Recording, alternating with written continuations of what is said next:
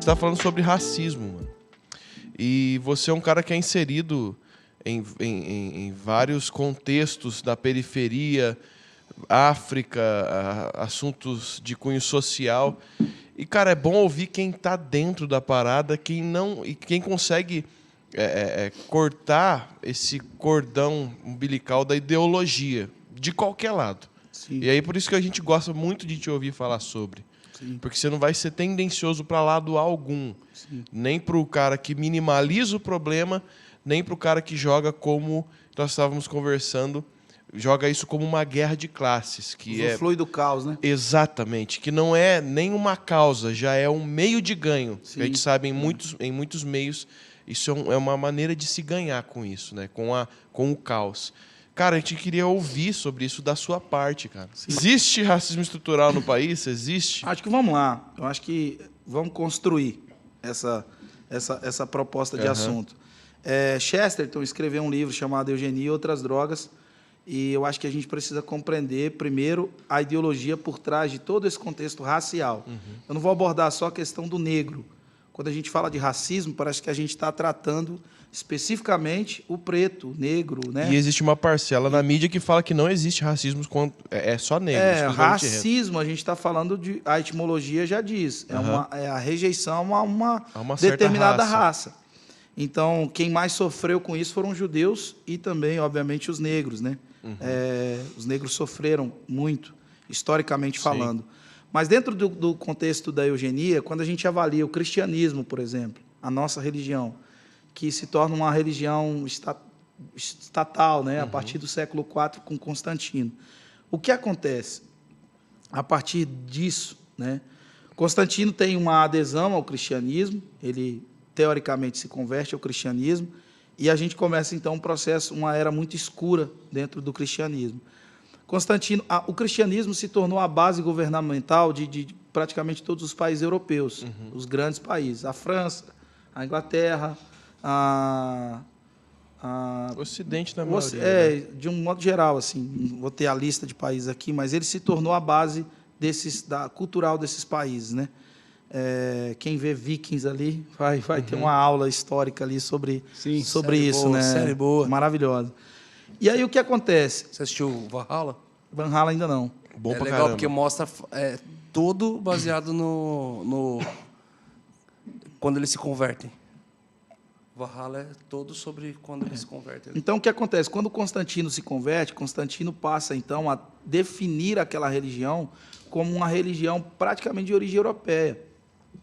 Então, os personagens palestinos começam a sair de cena e começam a entrar personagens, teoricamente, europeus dentro do contexto. E essa história, por exemplo, vou resumir bem para a gente avançar no raciocínio. Você assiste um filme de Jesus e você vê Jesus do olho azul, você vê todo mundo do cabelo liso, você vê, de certa forma, um arquétipo ali, uma apresentação ali de uma comitiva europeia presente nas histórias ali descritas na Palestina. Não há característica de palestinos, de pessoas que eram oriundas daquela geografia. São praticamente todos europeus. Então, Constantino consegue elitizar a religião e fazer com que ela seja aceita por essa elite europeia. A partir de então, a gente, dentro desse contexto de adesão, vou avançar alguns anos aí para frente, a gente tem a escravidão abolida nos Estados Unidos em 1863 por Abraham Lincoln. Em 1871, cria-se um movimento chamado Ku Klux Klan, que era um movimento de represária. Mas esse movimento violento, sanguinário, precisava, de certa forma, de um viés ideológico. Então, cria-se um pensamento, a partir de Galton, chamado eugenia. A eugenia nasce em 1883, criada por um inglês que vivia nos Estados Unidos, que tinha uma confissão de fé semelhante à nossa, defendia a oração como uma prática essencial para a existência humana. E o que Galton faz? Ele traz a ideia da supremacia ariana, uma raça pura. E ele explica, então, todo o contexto de alergias... Base do nazismo. De pandemias, é a base do nazismo. De pandemias e de todos os males do mundo a partir da miscigenação. A união entre as raças, a mistura entre as raças, era o mal do mundo. Então era necessário que levantasse então uma raça pura. Fazendo uma pesquisa mais apurada, você vai ver que a eugenia entrou nos Estados Unidos e a partir disso eles fizeram coisas, por exemplo, eles colocaram produtos na distribuição da água em bairros negros para que as mulheres não engravidassem. Caraca. Eles produziram castração de negros para que nível. não houvesse... Se você olhar a quantidade de negros nos Estados Unidos, é 9%. Muito diferente do Brasil. Houve digamos assim, uma represária para que os negros não se multiplicassem, não se proliferassem, de certa forma. Um movimento que nasce com a Ku Klux Klan e que ganha corpo, que ganha inteligência, que ganha teor, conteúdo ideológico a partir de Galton. Isso é o pressuposto também do nazismo. Quando Hitler quando todo o movimento antissemita, que já nasce com Lutero, né? Aí a gente estenderia muito para falar, mas o movimento antissemita, que é um movimento que abraça essa ideologia, eles usaram propagandas de televisão. Essa parte é dolorosa, né, do Lutero, muito, né? É muito triste. Mesmo que nasce a reforma, nasce antes. Mas eu acho que é o que você falou. Existe um ciclo. O som do chofar vai até um tempo. Depois vem o delay. Depois do delay vem outra coisa. Eu acho que a gente precisa aceitar isso também, de certa forma, com compreensão de que as gerações vão mudando, o consumo vai mudando e, consequentemente, a linguagem também muda, musical, de roupa, de tudo. Entendeu? Hoje a gente está no podcast. É uma linguagem para o momento. É como a gente comunica coisas a partir de agora. Há pouco tempo atrás, a gente fazia live. E daqui a pouco do podcast, o que mais que a gente vai fazer? Então, um programa de rádio antes, né? Agora era um rádio, podcast. agora é podcast. As pessoas estão assistindo a gente enquanto a gente fala, não estão só ouvindo. Exatamente. Então, assim, esse movimento de eugenia presente em toda a movimentação para criar uma rejeição acerca do povo judeu é desenvolvida a partir da mídia. Quando você olha a eugenia, por exemplo, você olha presente em muitas coisas. Eu estou encurtando muito aqui o assunto. Eu estou gravando um conteúdo muito extenso sobre esse assunto. Legal. Né? E o Davi Lago me inspirou a fazer isso. Aquilo que ele fez é uma coisa que... Com aquela plenária dele. Aquela plenária dele.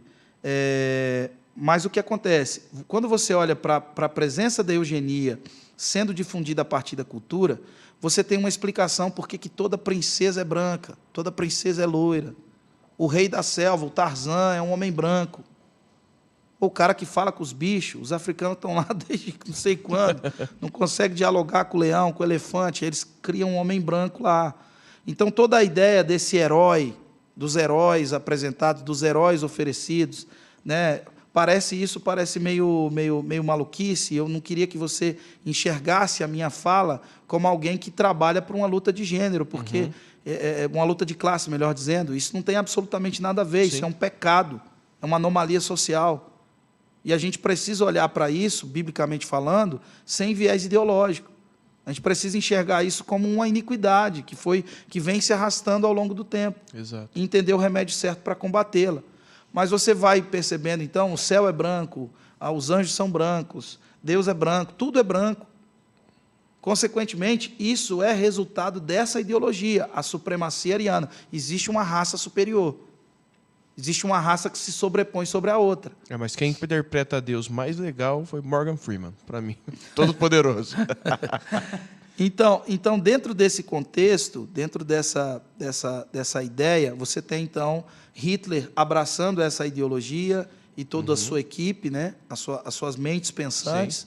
Tanto é que tem um seriado, Hunters, na Amazon Prime, não sei se você chegou a ver. Cara, eu conheço, mas eu não... Al Pacino. Eu já tinha... Eu te indiquei, rapaz. Você está me lembrando agora de seriado, preciso assistir. Então, os alemães... Jordan Peele, o diretor. Os alemães, a equipe de Hitler recebeu asilo nos Estados Unidos e receberam novas identidades, porque eles queriam a mente deles. Porque como eles difundiram a rejeição ao judeu, foi uma coisa que deu certo. Até a Operação Paperclip, sabe, da série? Não. Que é a hora que eles... O único registro que tem desses nazistas vivendo agora como americanos é uma marca de clipes no papel, porque foi tirada a documentação deles. Essa operação realmente existiu.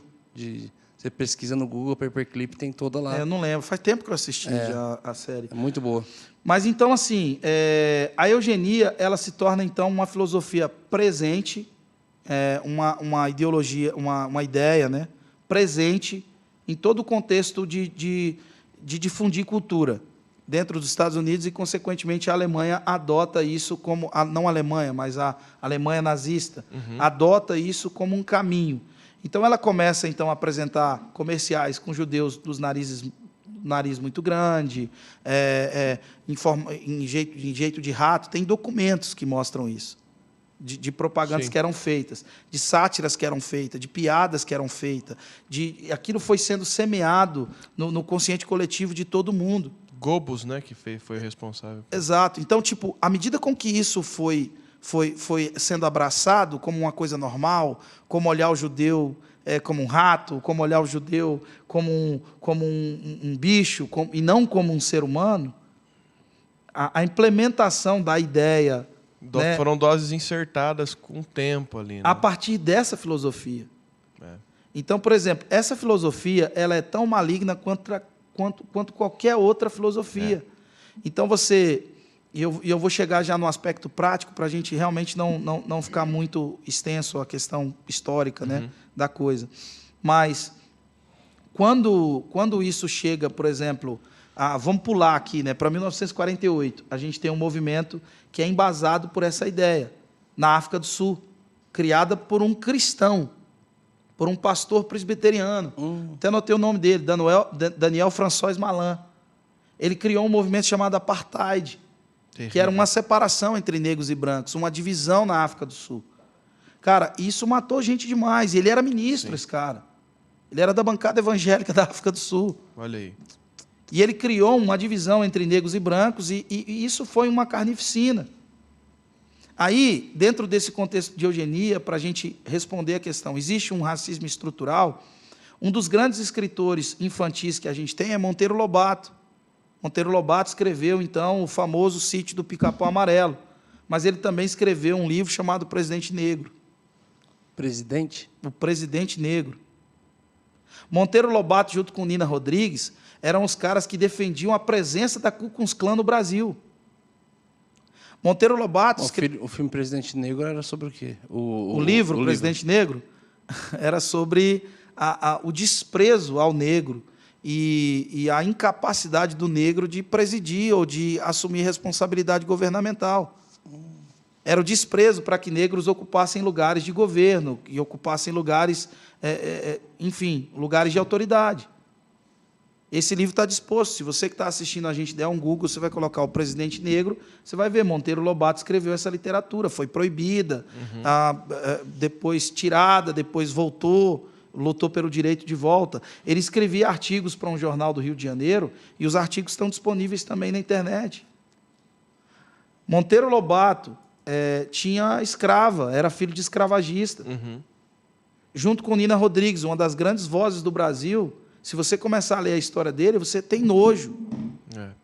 Você percebe que esse movimento que começa, segundo Chesterton, em Constantino, a partir da substituição de personagens palestinos por personagens europeus, você percebe que já havia um movimento de rejeição das demais raças, que havia uma imposição, e a eugenia ela não é necessariamente a rejeição de uma outra raça, ela é a supervalorização de uma.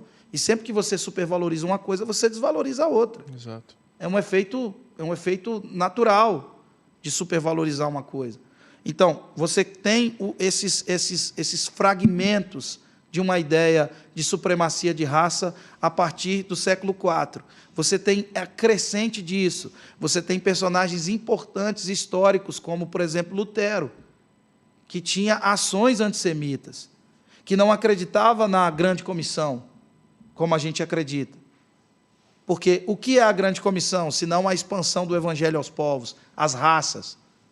O que é a grande comissão, senão o anúncio de que ele é digno de abrir o livro, porque comprou para si os que procedem de toda a tribo, língua, povo, raça e nação. Então, Lutero tem essa adesão, teoricamente, a essa ideia que pairava no ar, que é diabólica. E, consequentemente, você tem a escravidão presente. A partir de 1555, os portugueses traficaram os primeiros escravos. Né? Começaram o processo do tráfico de escravos, que até então era um negócio. A escravidão existe desde sempre. Mas o tráfico de negros começa em 1555, que era um negócio. E outra, negros foram vendidos pelos próprios negros. Então, não era uma coisa relacionada, basicamente, à questão racial. Era como o mundo se movia. Havia trabalho escravo no mundo. Biblicamente falando, um povo era escravo do outro. Um povo se sobrepunha sobre o outro e levava os homens como escravos. Então, essa era uma cultura existente no mundo, uma prática existente no mundo antigo, muito antes, né, de qualquer outra coisa ser desenhada e criada. Sim. Mas em 1555, o tráfico de negros começa, tráfico de negros africanos. E a partir de então, a gente tem um viés ideológico se criando, se consolidando, se estruturando. E isso ganha corpo com Galton, no processo da eugenia. Porque ao longo da história eram fragmentos. Aqui ele assumiu, disse, não, existe uma raça superior. Está dando para entender aí o que eu estou falando? Sim. Ele disse, não, existe uma raça superior. E a gente, são os arianos. O motivo de todo o mal do mundo é a miscigenação. Ao longo do tempo, isso vai ganhando adesão. No Brasil, ela ganha corpo com Monteiro Lobato e Nina Rodrigues. Nina Rodrigues escreveu artigos, era um advogado, escreveu artigos, doutor Nina, né, Rodrigues, ele escreveu artigos que alegavam... A Nina era um chapa? Era um homem. Um homem? Era parceiro de Monteiro Lobato. Nossa. Os dois eram amigos. Nina, eu estou achando que é uma mulher. Eu também achei quando li. Nina Rodrigues é o seguinte, ele escreveu artigos, que estão disponíveis também aí, onde ele dizia que os negros deveriam ser punidos com maior rigor. Os miscigenados ofereciam mais violência para a sociedade. E eu não estou falando de tempos distantes, não. Estou falando de 1940, 1940 e pouco. Nossa. Não tem precisamente as datas. Então, se você me perguntar, existe um racismo estrutural no Brasil? Existe um racismo estrutural no mundo. Porque existe a ideia de que existe uma classe ou uma raça que é superior às outras. Não é uma ideia de desprezo a uma raça, é a ideia de supervalorização de uma outra raça.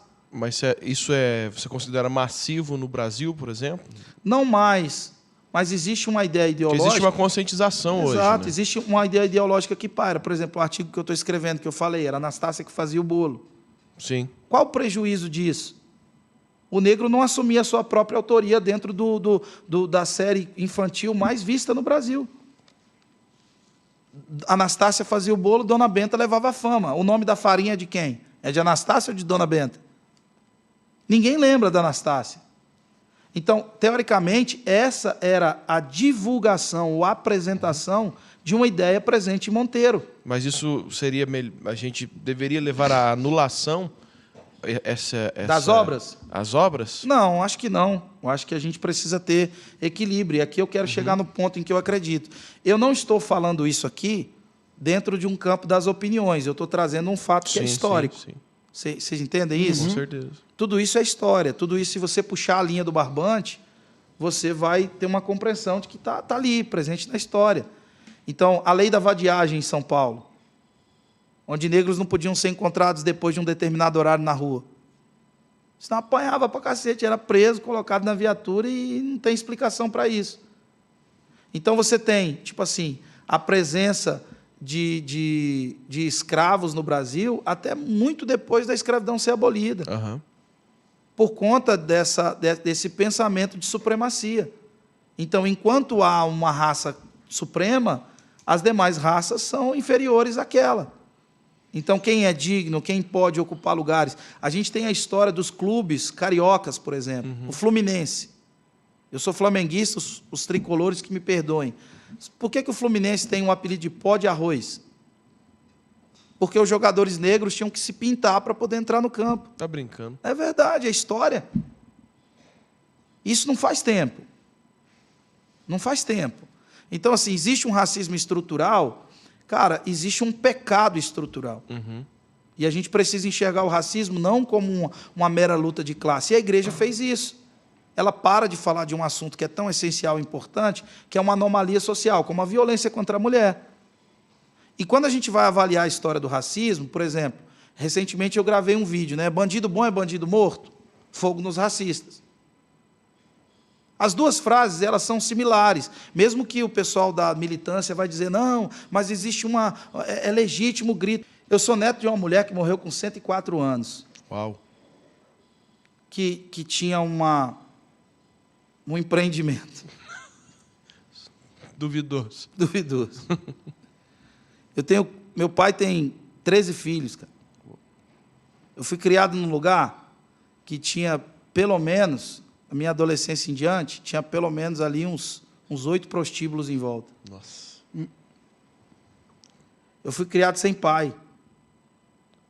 Então, tipo assim, todo o contexto da minha vida, ela me projeta para um olhar, digamos assim, de discriminação total. Recentemente, eu peguei a minha filha cortando as franjinhas do cabelo.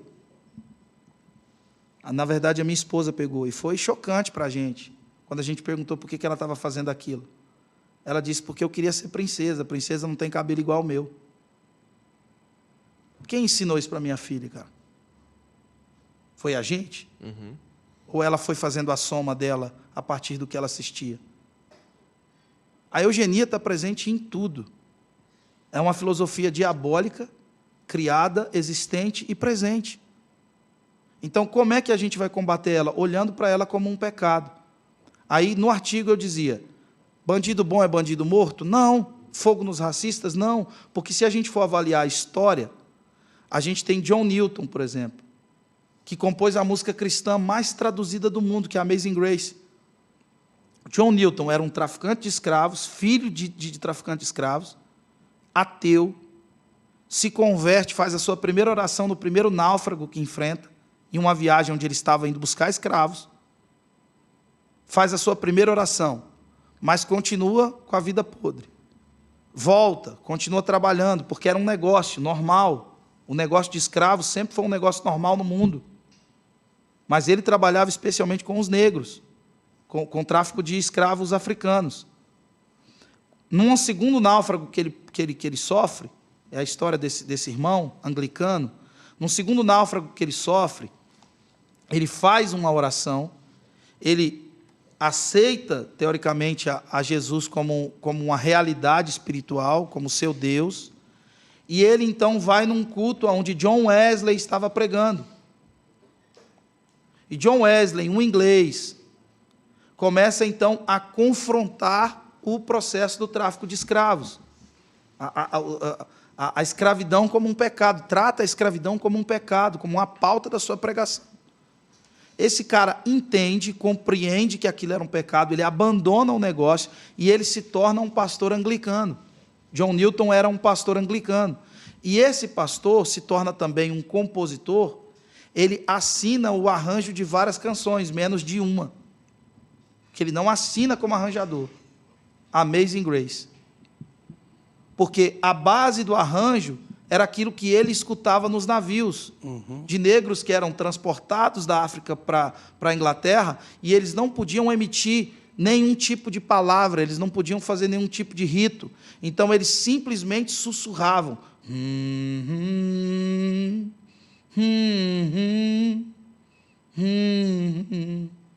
Ele pega isso e faz uma música chamada Maravilhosa Graça, tocada só com as teclas pretas do piano. Só com as teclas pretas.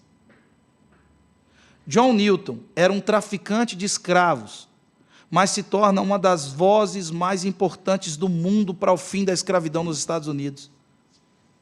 A escravidão termina quando esse irmão morre. E ele entendeu que aquilo era uma anomalia social, aquilo era uma iniquidade, aquilo era um pecado, aquilo era um contraponto à verdade do Evangelho. O que torna Jesus digno, em Apocalipse capítulo 5, de abrir o livro, é o fato dele ter se voltado e comprado as raças, as línguas e todas as nações. É a reconciliação que ele propõe a partir do seu sangue. Então, o racismo não é meramente uma luta de classe, é uma filosofia que precisa ser combatida pela igreja. Sim. que se infiltrou nas nossas igrejas. Pô, na história a gente tem o Daniel François Malan criando o apartheid. Na história de igrejas tradicionais, uma pesquisa feita por pastores, olhando para a história da comunidade deles, eles perceberam que não há um pastor negro na história da comunidade. No Brasil. Então, o que é isso? É uma mera rejeição aos negros? Não, é a ideia de supremacia de uma raça. É a supervalorização de uma raça e, consequentemente, o desprezo de outro. Então, para fechar, teoricamente, esse assunto, não sei se estou sendo claro aqui, é muita coisa para falar, então, isso é muito extenso. Mas a ideia é o seguinte, que o que é iniquidade? É um pecado regulamentado. Existe uma perspectiva de que Deus matou mais que o diabo, há um ciclo para a iniquidade. Por que Deus mata? Porque havia um ciclo de 400 anos. Quando aquela nação ultrapassa esse ciclo, ela passa a militar diretamente contra o plano de Deus para o mundo. E aí a pregação de Jonathan Edwards, os ímpios serão lançados no inferno, Salmo 9,17. E todas as nações que se esquecem de Deus. Então, uma prática de pecado, por exemplo, o aborto é pecado. É pecado e pronto. Ah, mas meu corpo, minhas regras. Então, beleza. É o seu corpo, não deixa outra vida entrar aí. Porque aí é outra vida, você não decide por ela. Então, o aborto é pecado. Ponto. Mas quando o aborto é regulamentado, é uma prática plural, uma prática singular, que se torna prática plural. Institucionalizada. A palavra iniquidade vem da palavra hebraica avon. A mesma palavra para o cosmético.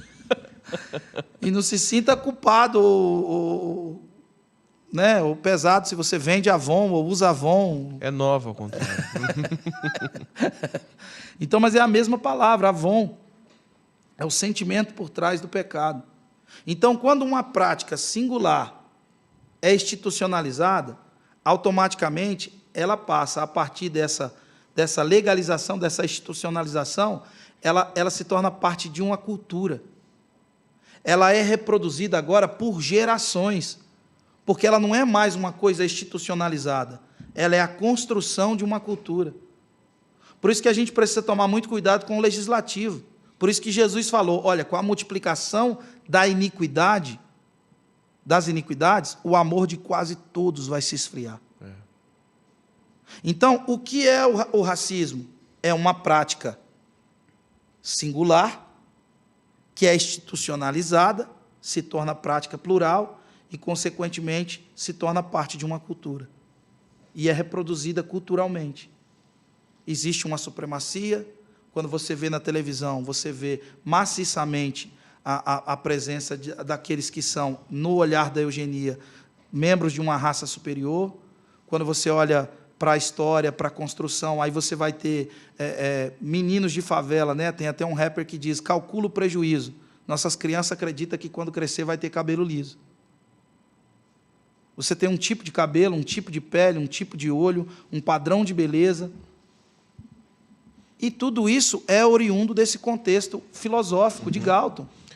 Hoje a gente tem visto a mudança desse cenário por celebridades e grandes nomes entrando em vários aspectos culturais, enfim, e de várias raças. Hoje você tem uma quantidade grande de indianos em Hollywood, de negros em Hollywood de bastante renome.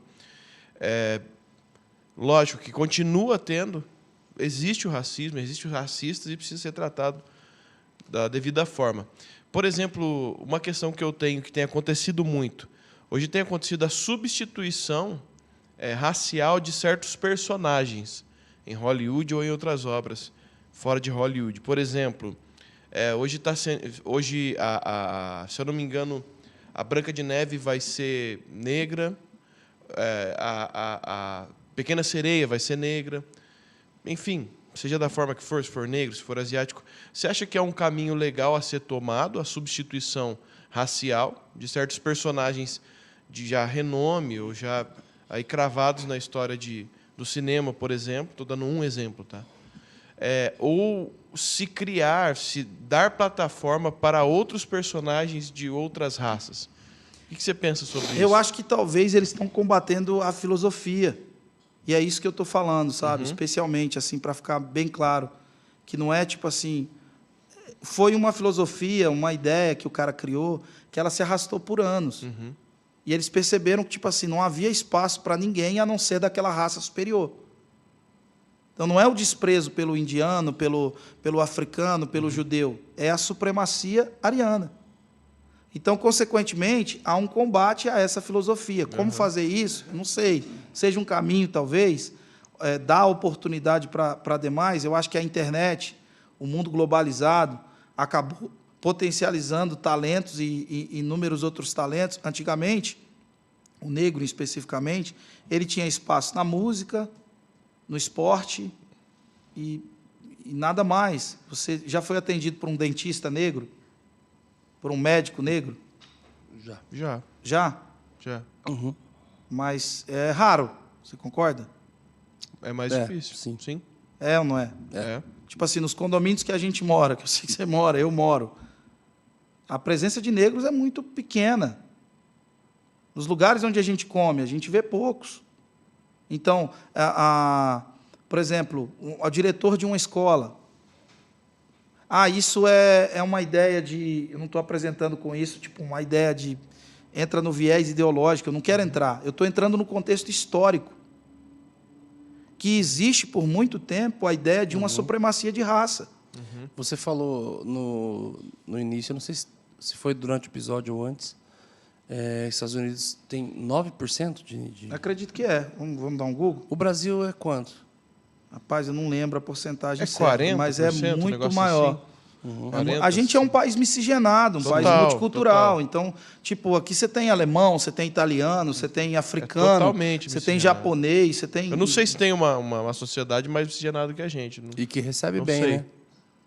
É que recebe bem, nosso país é Historicamente, a gente lindo. recebe bem. Sim, Nosso é país maravilhoso. Então, o que a gente precisa combater como igreja? A gente precisa combater filosofias, ideias, pensamentos. 7,5 preto.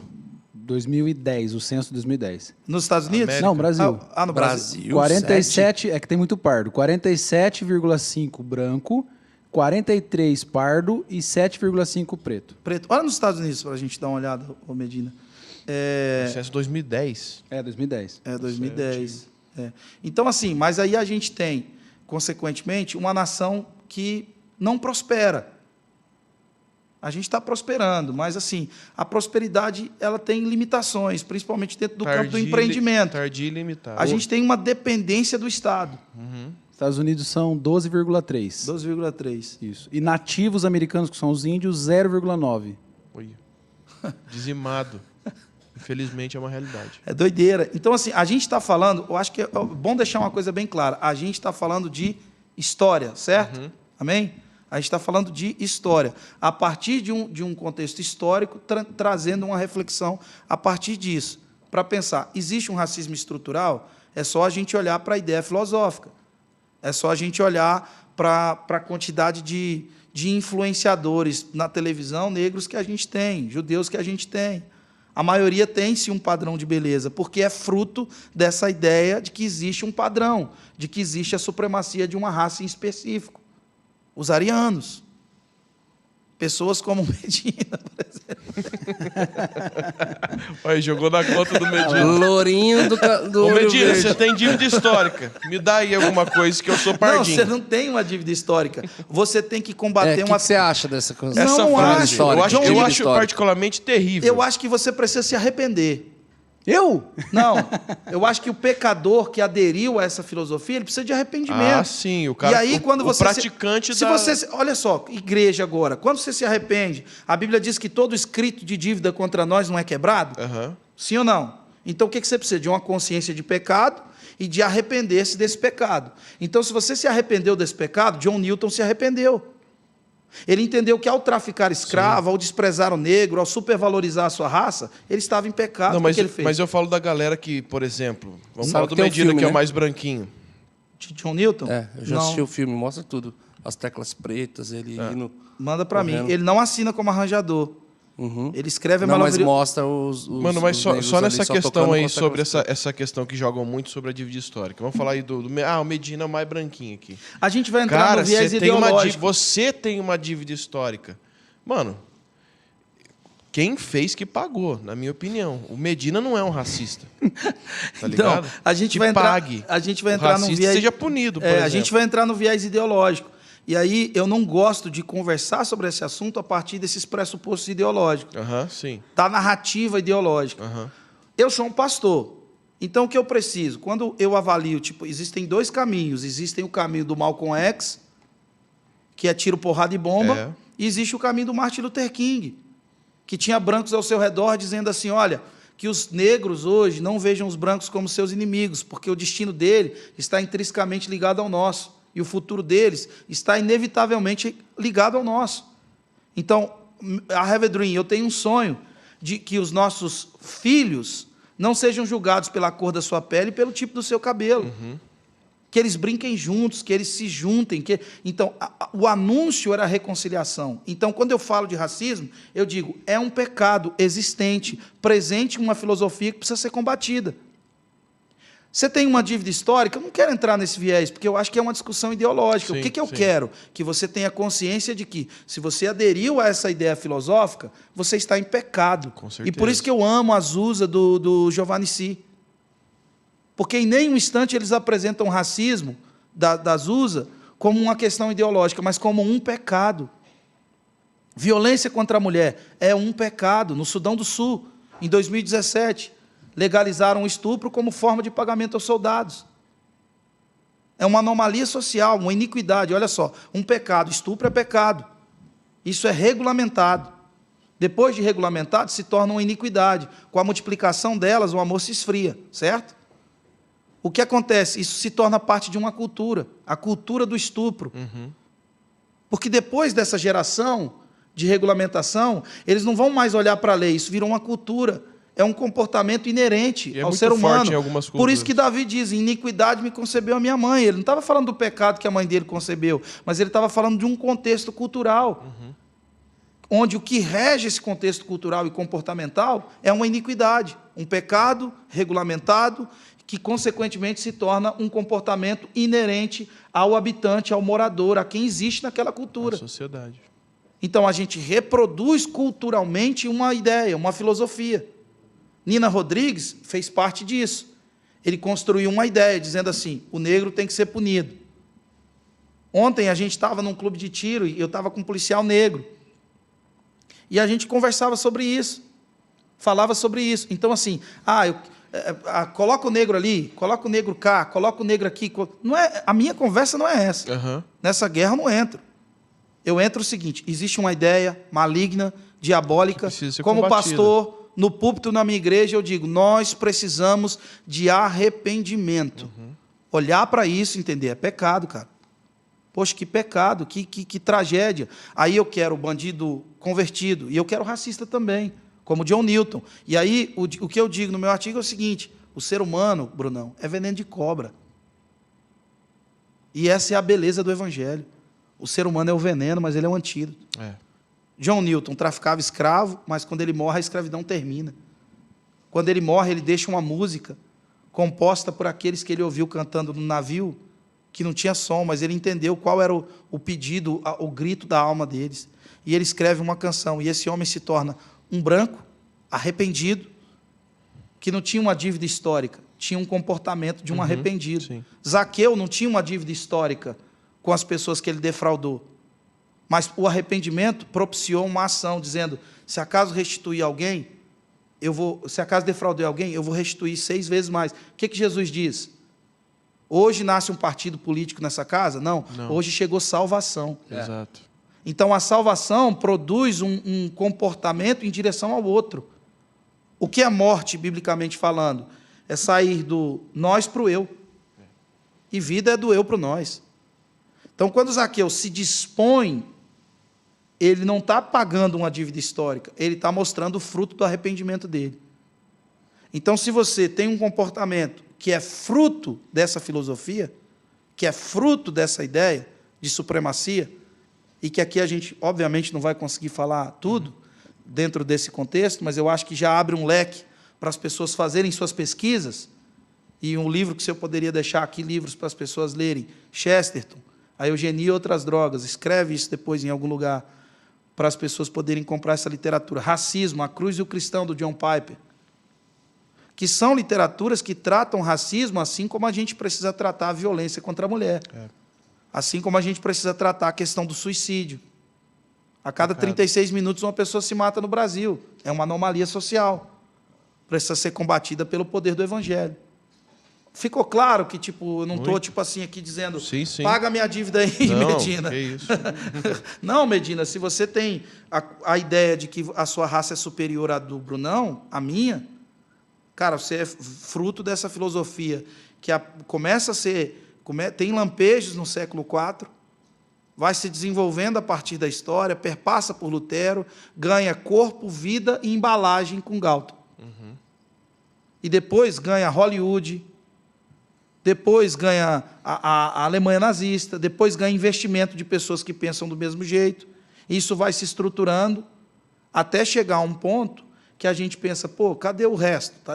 Só tem dessa cor? Até os anjos é igual Medina? Os personagens bíblicos é tudo... Estou constrangido de ser... Né? Tá bom, é culpa minha.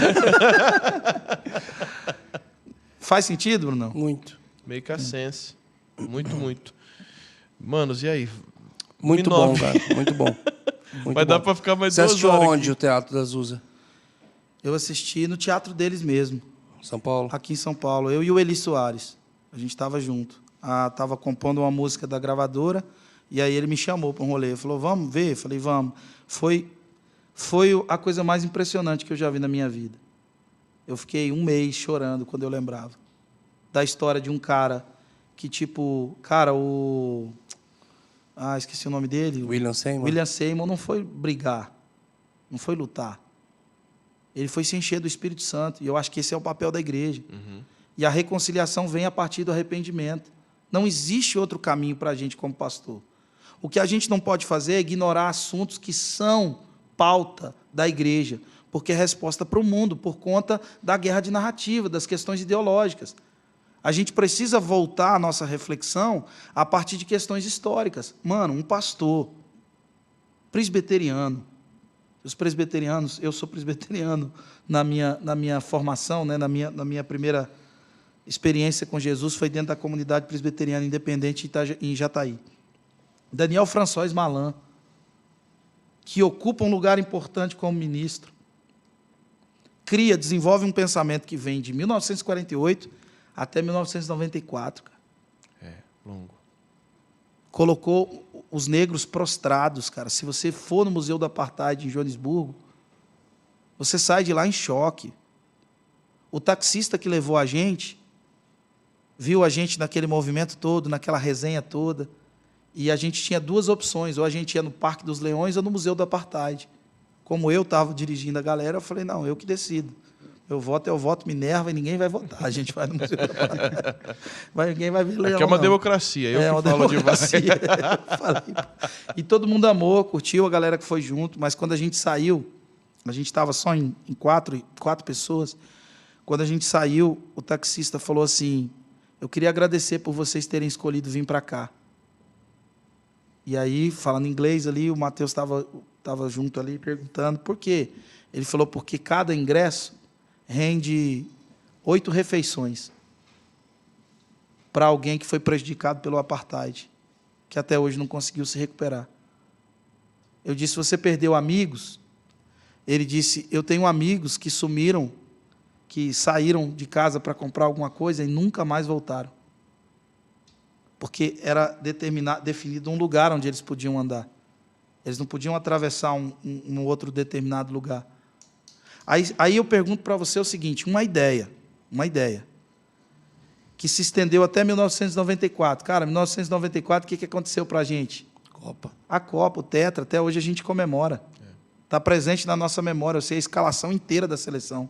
1 Tafarel, 2 Jorginho, 3 Ricardo Rocha, 4 Ricardo Gomes, 5 Mauro Silva, 6 Branco, 7 Bebeto, 8 Dunga, 9 Zinho, 10 Raí e 11 Romário.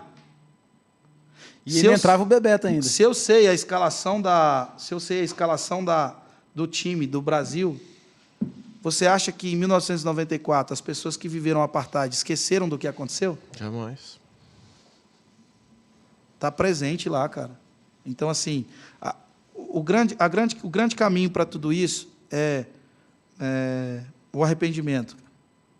Como é que a gente combate racismo acerca da igreja? Por exemplo, pastores de igreja, um exercício prático. Conversa com as pessoas da sua igreja. Conversa com os irmãos que estão aí, não vai te custar muito isso não. Faz esse exercício. Ouve eles. Fala, de alguma maneira, você já se sentiu, sei lá, rejeitado, desprezado? É uma conversa. Você concorda que tipo, a gente tem que fazer alguma coisa? Sim. A gente tem que começar algum movimento? O que a gente não pode é fugir da pauta. Ah, porque ela é polêmica. Não é polêmica, nós não estamos inventando um assunto. O assunto já existe, antes da gente. A gente só está disposto a, tipo assim, vamos falar sobre isso? Tem dívida histórica? Não. Na história da igreja tem arrependimento. Gente arrependida que proporcionou o que Zaqueu proporcionou para quem ele havia defraudado. Então, é nisso que eu acredito, é nisso que eu creio, eu acho que esse é o caminho. Estou ouvindo, estou escutando, estou tentando colocar o meu coração na miséria do outro. Tive uma experiência ruim em casa, com a minha filha cortando as franjas, e ninguém falou isso para ela, uma menina de 4 anos cortando franja, dizendo que eu queria ser princesa. Princesa não tem cabelo como o meu.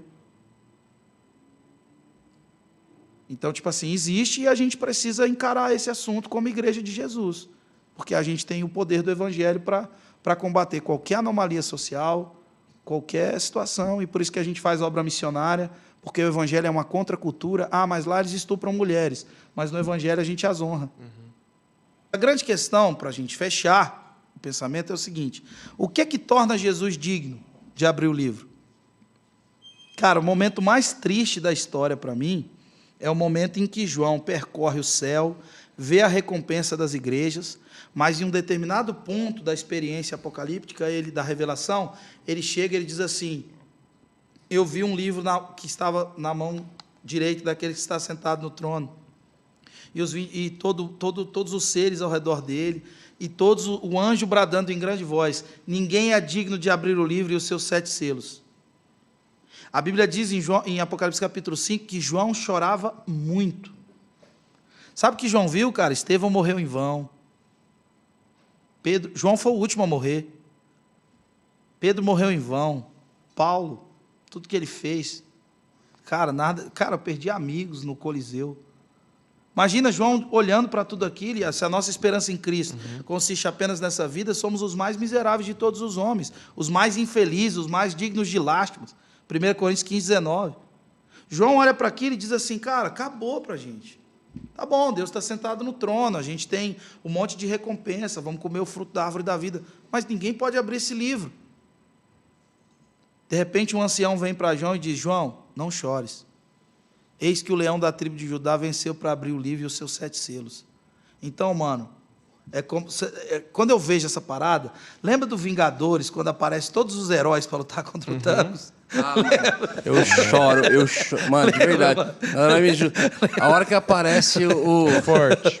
Mano, todo mundo, velho, vem. A hora que aparece o Pantera Negra, irmão. Mano, aparece. O Bombay, falei, Mano, assim no cinema, assim, ó. Mano, aparece todo mundo. Tipo assim, aquela hora, mano, você olha ali, os 24 anciões.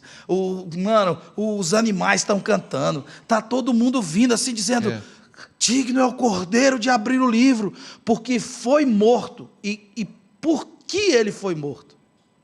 Para comprar para si os que procedem de toda tribo, toda língua, toda raça e toda nação.